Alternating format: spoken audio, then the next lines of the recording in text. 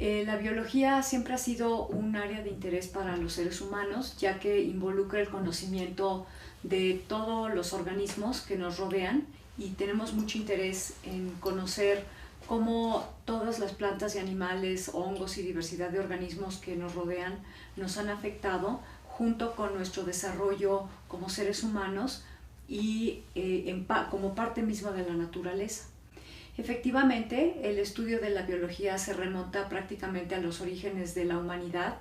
pero de una manera más sistematizada. Yo considero que inicialmente el estudio de la biología ha estado de una manera muy importante enfocado en los estudios de describir la biodiversidad, identificar a los organismos, catalogarlos,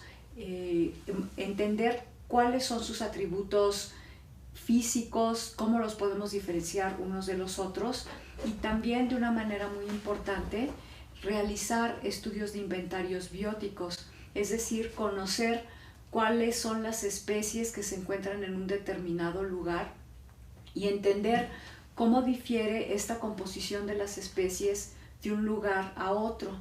Estos han sido el tipo de estudios que se han llevado a cabo de una manera muy clásica y que fundamentalmente han sido estudios que han tenido una relevancia muy importante en la historia de la humanidad. Entonces, esta es una visión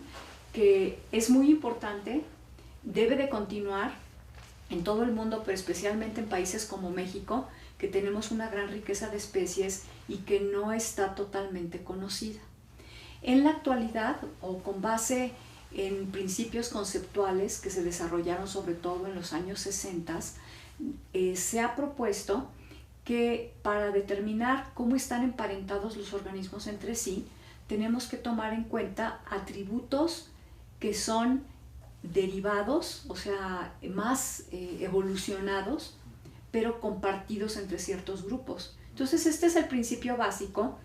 y lo que ha también ocurrido es que se han propuesto diferentes maneras de cómo identificar estos atributos. Una manera es suponiendo que el menor número de cambios es lo que nos va a permitir identificar estos atributos. Y por otra parte existen al menos dos tipos de criterios más basados en la estadística que permiten estimar este tipo de relaciones. Esto de lo que se estoy hablando son los principios filogenéticos, es decir, los métodos filogenéticos que básicamente lo que nos permiten es calcular las relaciones de parentesco evolutivo entre los organismos. Y realmente en la actualidad lo que está haciendo la gente son utilizar los datos genómicos, o sea, datos de genomas completos o de partes muy grandes del genoma. Pero aquí la diferencia básicamente es el tipo de datos, si es morfológico, si son poquitos genes o si son muchos genes, pero la idea es la misma. Estos datos los utilizamos para crear hipótesis de parentesco evolutivo. También podemos realizar estudios para investigar la distribución geográfica, el tiempo en el que se originaron ciertos grupos, cuáles son las ramas del árbol de la vida donde hubo cambios en la tasa de especiación y de extinción para dar origen a la biodiversidad.